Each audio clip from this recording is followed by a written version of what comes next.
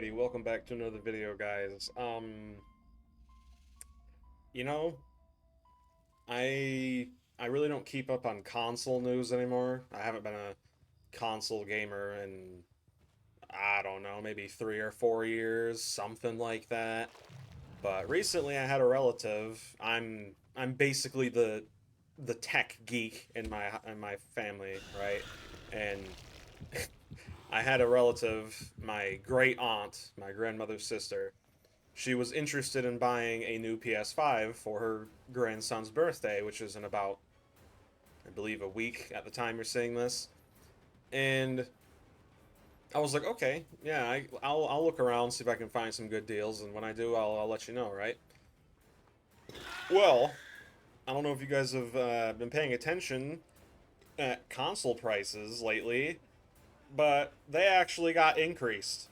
Oh my god, bro. Oh, hell no, man. Again. So, when the Xbox Series X slash S were released, I believe the Series S was, I want to say, $300, and that's if you got the all digital version with a, I want to say, 500 gigabyte drive. I could be wrong. And then the Series X was 350 for the all digital and 400 for the one with a disk drive. And about 5 months later, they raised the prices across the board by about $100, and they were like, "Oh, but my tariffs, oh," which if you don't want the prices to be increased, then make them in America. But anyway, they blame the tariffs, and a lot of people were willing to accept it. It's like, yeah, everything's going up because of the tariffs, whatever. Well, fast forward another 5 months, prices are being increased again for not only Xbox but PlayStation 2.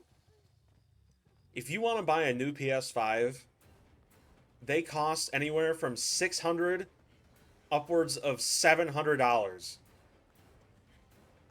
And I'm looking at these prices and I'm thinking to myself, if this is how much a PS5 and Xbox Series X costs, how much is the next generation going to cost? $1,000, $1,200? I mean, at that point, you might as well just go to a Micro Center or go to a Best Buy or a Costco and just straight up buy either a pre-built PC or just build one yourself. There is absolutely no reason an Xbox or a PlayStation, even a Nintendo Switch, should cost any more than $500. I understand that the hardware limitations combined with the fact that every generation's, customers expect a noticeable difference in hardware, it just doesn't really make sense to me. If you if you want people to pay more for your product, then you should actually add a reason for them to pay more, not just increase the price across the board. I'm not some kind of intellectual genius, so whatever that could be, I have no idea, but I'm sure if I sat here and brainstormed, I could come up with something. And PlayStation is actually worse. For the PS5, if you want a PS5 with a disc drive and a stand, the disc drive and stand are sold separately.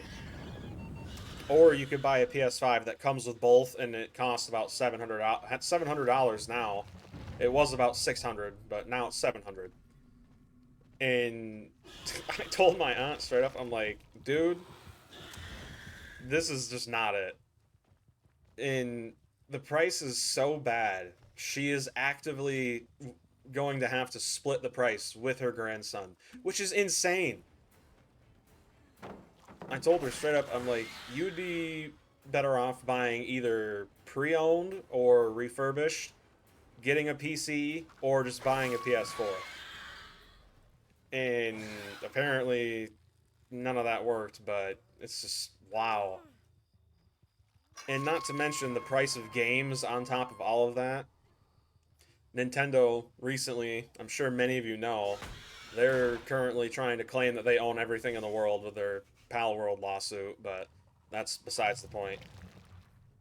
They recently tried to set a new industry standard that games should be upwards of $80 a pop.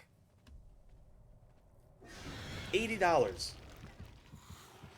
So not only do you have to pay $600, $700, maybe $400, $500 if you buy it used or refurbished, but you also have to pay an extra $100 if you want a AAA game. What world are we living in, man? People do not have this type of money.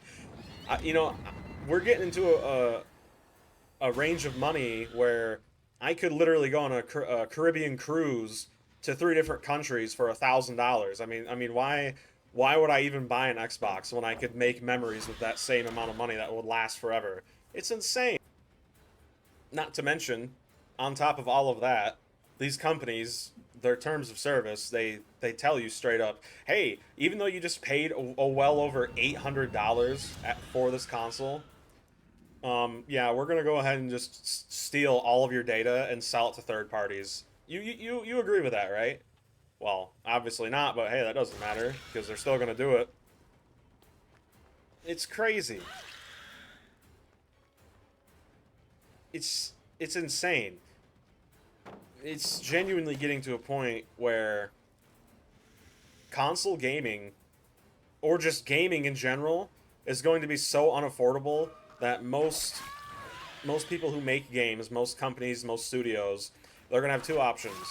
They can either cut back on gaming content in the game itself, which they can then use to justify a reduced price, or they could lower the overall quality of the game and keep the content to reduce the price. But the problem is, most of these companies, they're not going to do either, and they're still going to...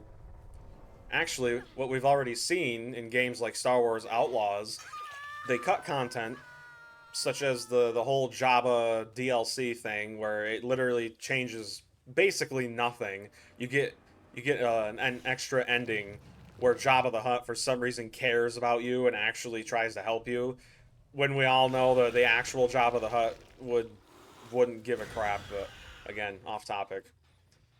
These gaming companies are actively releasing products that are getting worse and worse and worse, and yet the prices keep going up.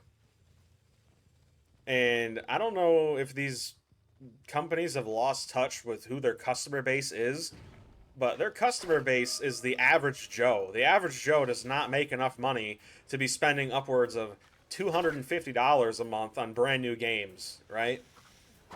And honestly, I would say this is the greatest argument for getting a PC in general. I mean, Steam August sales, or fall sales, whatever, they're literally right around the corner. August sales, yeah, autumn sales, pardon. But they're literally right around the corner. I believe by the time this video is up, they'll actually be going on.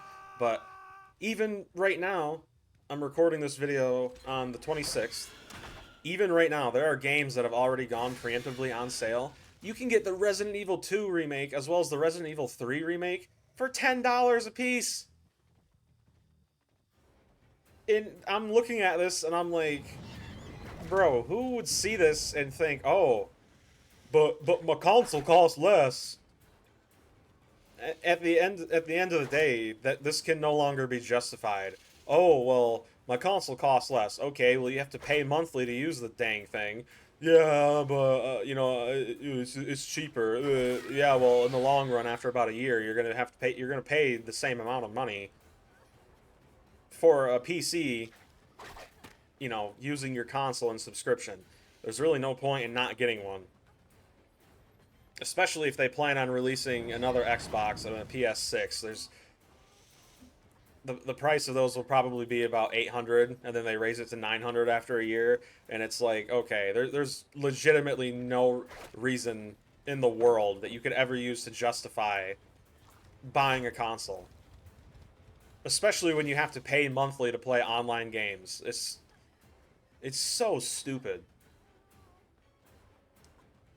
The price of gaming is getting so bad to the point where even normies who would game maybe once or twice a month for maybe an hour or two a day, even they can't afford to buy this stuff.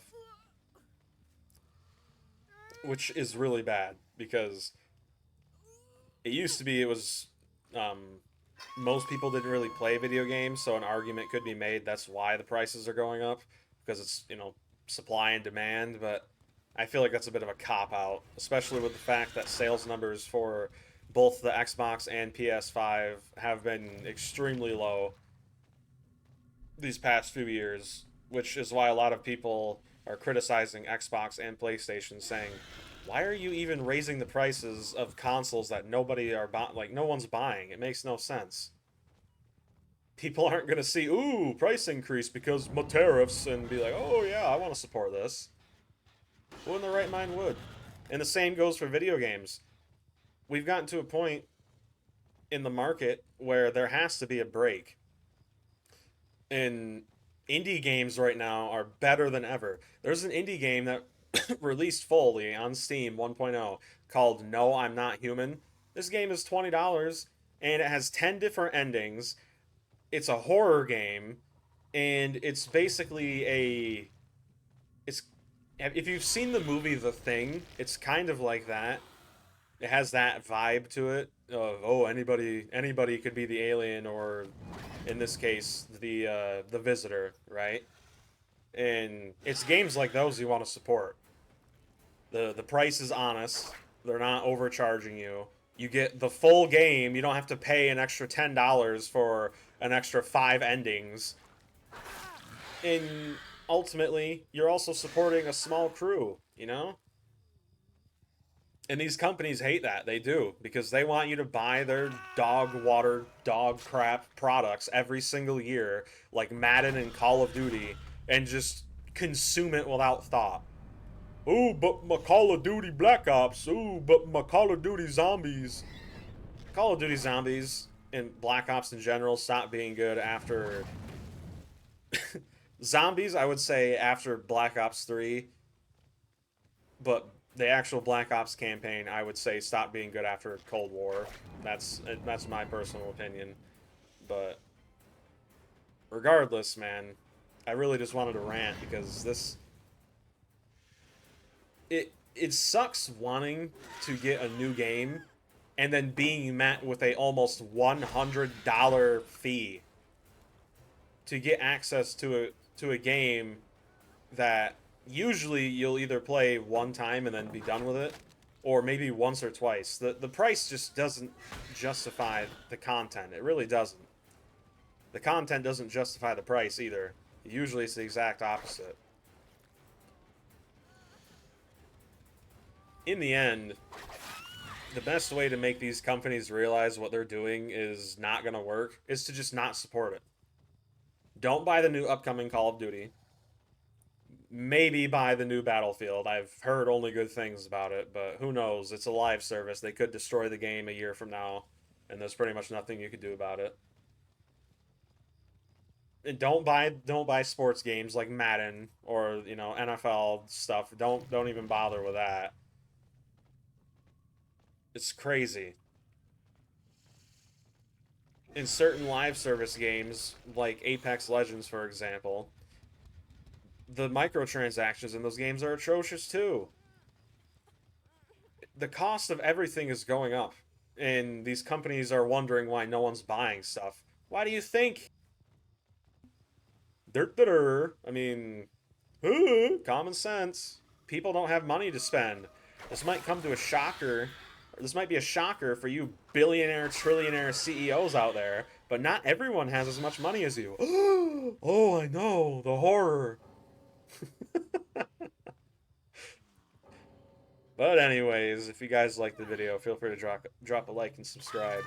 Let me know if you guys are frustrated with this stuff as much as I am, because, wow. It sucks, it really does. Also, piracy has been on the rise. I'm not going to condone it, because it is illegal, but I am going to just say it is on the rise. So, yeah. Take care, y'all. Peace.